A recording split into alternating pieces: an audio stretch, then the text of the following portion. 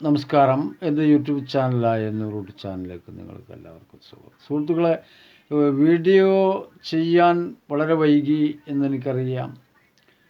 എങ്കിലും തുടർന്ന് തന്നെ വീഡിയോകൾ ഉടനെ ഡെയിലി ചെയ്യുന്നതായിരിക്കും. ഇന്ന് നമ്മൾ നോക്കുന്നത് പാകിസ്ഥാൻ ചൈനയിൽ നിന്ന് വാങ്ങിയ പുതിയ ആയുധത്തെക്കുറിച്ചാണ്. ഇതിനെക്കുറിച്ചൊരു വീഡിയോ ഞാൻ ചെയ്തിരുന്നു, പക്ഷേ ഡീറ്റെയിലായിട്ട് അത് നിങ്ങൾക്ക് മനസ്സിലായിട്ടുണ്ടാവാൻ സാധ്യതയില്ല. 40 എണ്ണം ഇത് വാങ്ങുന്നുണ്ട് എന്നാണ് അറിയാൻ കഴിഞ്ഞിട്ടുള്ളത്. അപ്പോൾ അതിൻ്റെ പുതിയ വേർഷനാണിത്. ഇതാണെങ്കിൽ യുദ്ധവിമാനമാണ്.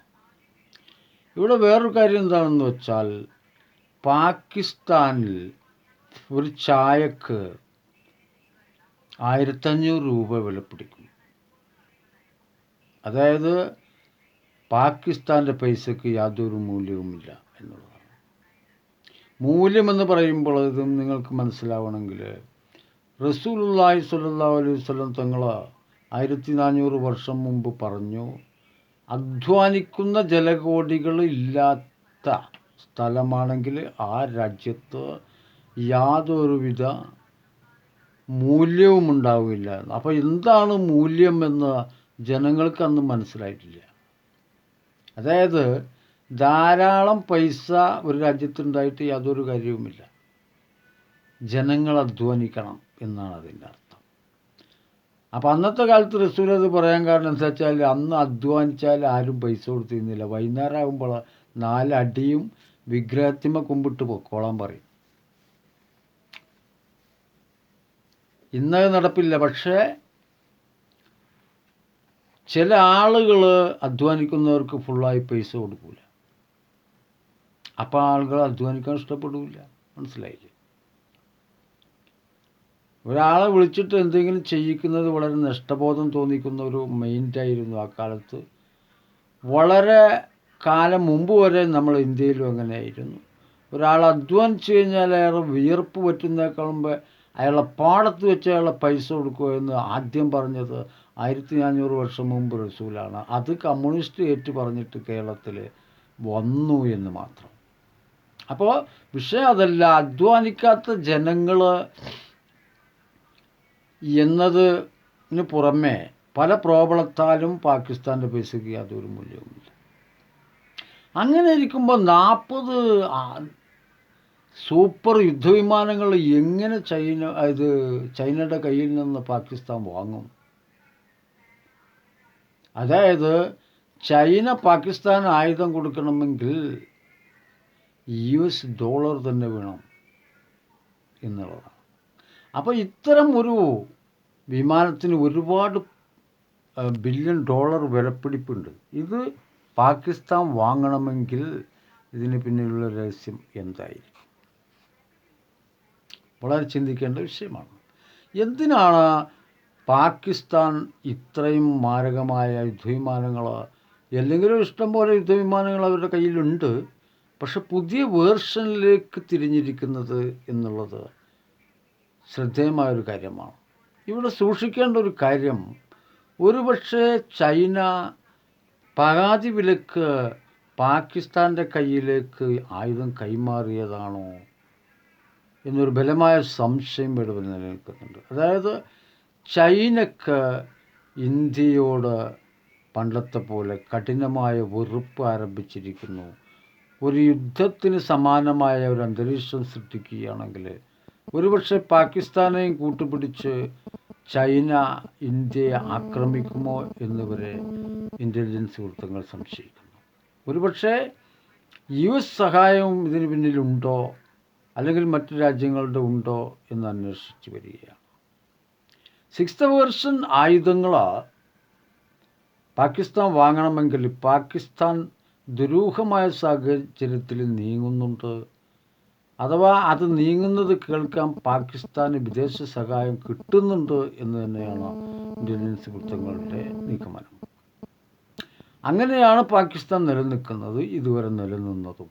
കാരണം പാകിസ്ഥാനെ സംബന്ധിച്ചിടത്തോളം ഒരു പ്രൊഡക്റ്റ് ഉണ്ടാക്കിയിട്ട് മറ്റു രാജ്യങ്ങൾക്ക് വിൽക്കുകയോ സ്വരാജ്യത്ത് തന്നെ പ്രൊഡക്റ്റുകൾ ഉണ്ടാക്കിക്കൊണ്ടിരിക്കുകയോ ഒന്നും ചെയ്യുന്നില്ല.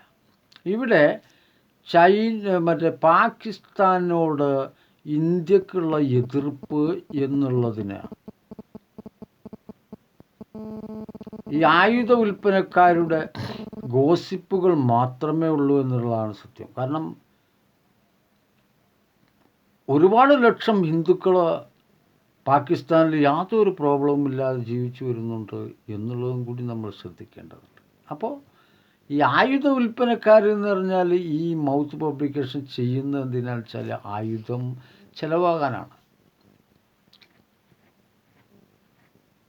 അതൊരു ടെക്നിക്കാണ്, അതായത് പുതിയ ബിസിനസ് മൈൻഡുകളാണ് ഇതൊക്കെ. പക്ഷേ ഇതൊക്കെ തന്നെ മനുഷ്യരാശിക്ക് വളരെ പ്രശ്നങ്ങൾ ഉണ്ടാക്കുന്ന ഒരു പ്രോബ്ലമാണ്. അപ്പോൾ അഥവാ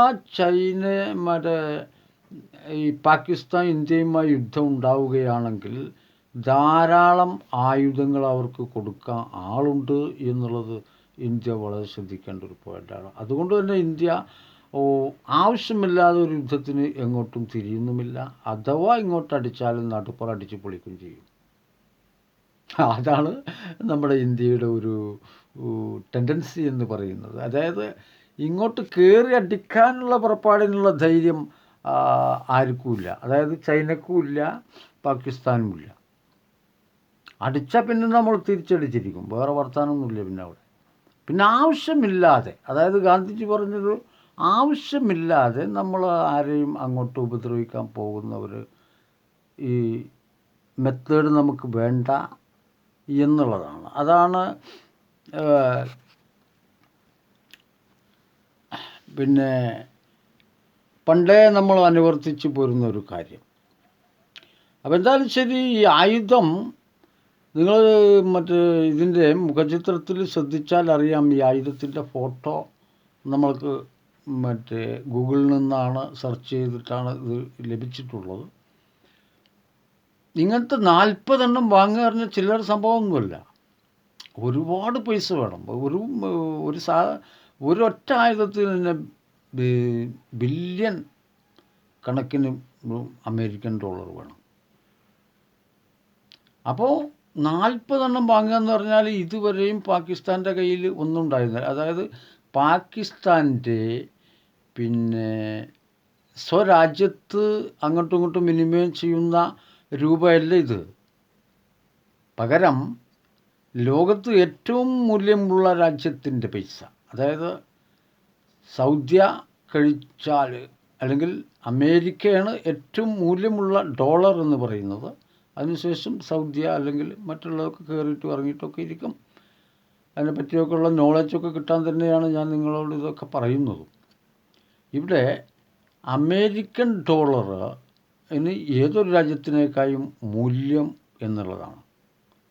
അതിനവർ അധ്വാനിക്കുന്നൊന്നുമില്ല. അത് അവരുടേതായ ഒരു ഈ എന്താ പറയുക, എക്കണോമിക്കൽ തിയറി ആൻഡ് പ്രാക്ടിക്കൽ രസകരമായ ഒരു മൈൻഡാണത്. അതായത് അവർ വലിയ ശക്തി തന്നെയാണത്. അതിനൊക്കെ ഒരു പവർ തന്നെ വേണം. ഇതേപോലെ നമ്മുടെ നാണയവും പവർ കൂടിക്കൊണ്ടിരിക്കുകയാണ്. അത് നമ്മുടെ നാണയം പവർ കൂടിക്കൊണ്ടിരിക്കുക എന്ന് പറയുമ്പോൾ ഇവിടെ 2 വിഷയമുണ്ട്. പുരാതന കാലത്തേക്കൊന്നും നമുക്ക് പോകേണ്ട ആവശ്യമില്ല. 1 രൂപ എന്ന് പറയുമ്പോൾ 25 പൈസയുടെ 4 എണ്ണമാണ്. അപ്പോൾ 50 പൈസ എന്ന് പറയുമ്പോൾ 25 പൈസയുടെ 2 എണ്ണമാണ്. 75 പൈസ പറഞ്ഞാൽ 25 പൈസയുടെ 3 എണ്ണമാണ്. 75 പൈസ എന്ന് പറയുന്ന നാണയവുമില്ല. അപ്പോൾ 75 പിന്നെ എങ്ങനെ ഉണ്ടാകുന്ന വെച്ചാൽ 50ഉം 25ഉം ചേർന്നിട്ടാണല്ലോ.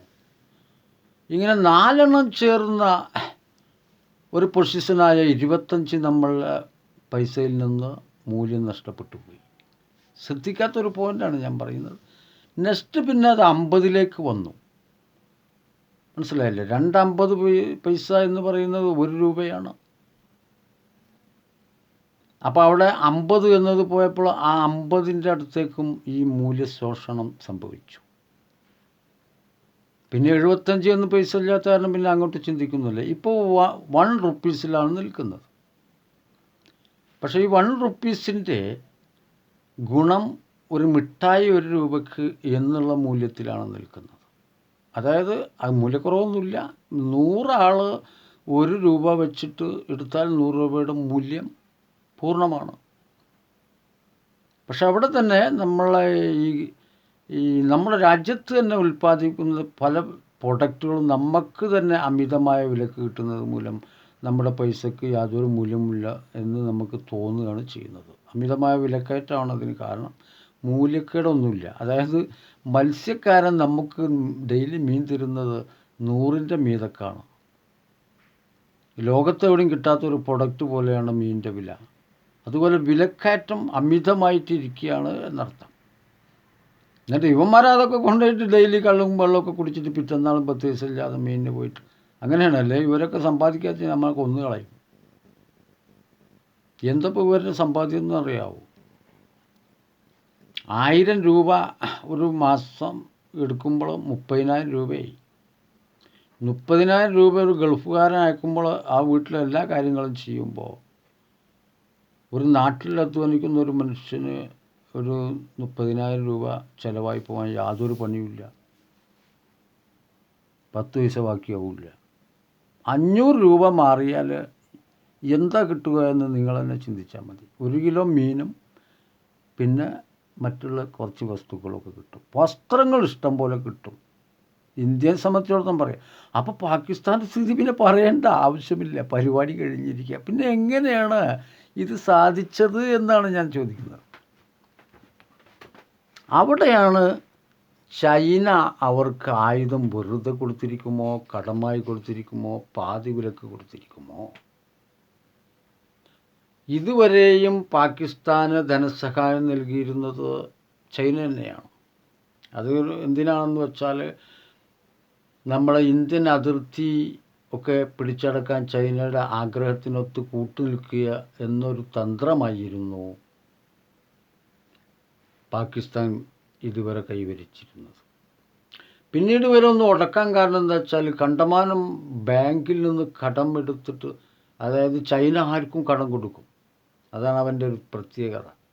ചെറിയ ചെറിയ രാജ്യങ്ങൾക്കൊക്കെ ഇഷ്ടം പോലെ പൈസ കടം കൊടുത്തിട്ട് അത് റിട്ടേൺ കിട്ടിയില്ലെങ്കിൽ പിന്നെ അവരുടെ തനി സ്വഭാവം അവരറിയും ചെയ്യും. അങ്ങനെ പിന്നെ ഒന്നൊരിക്കൽ അവർ പറയുന്നത് മുഴുവൻ കേട്ട് അവരുടെ വെപ്പാട്ടിയായി നിൽക്കുന്ന ഒരു പൊസിഷനാണ്. അപ്പോൾ അതുവരെയും ഈ കണ്ട കാലഘട്ടം വരെ അങ്ങനെ തന്നെയാണ് സംഭവിച്ചത്. ഇപ്പോഴും സംഭവിച്ചിരിക്കുന്നത് അത് തന്നെയാണ് എന്നാണ് ഇതിൽ നിന്ന് മനസ്സിലാവുന്നത്. ചൈന നമ്മോട് ചിരിച്ച് കാണിക്കുന്നുണ്ടെങ്കിലും അകത്ത പല്ലുകൾ കടിച്ചമർത്തുന്നുണ്ട് എന്ന് സാരം.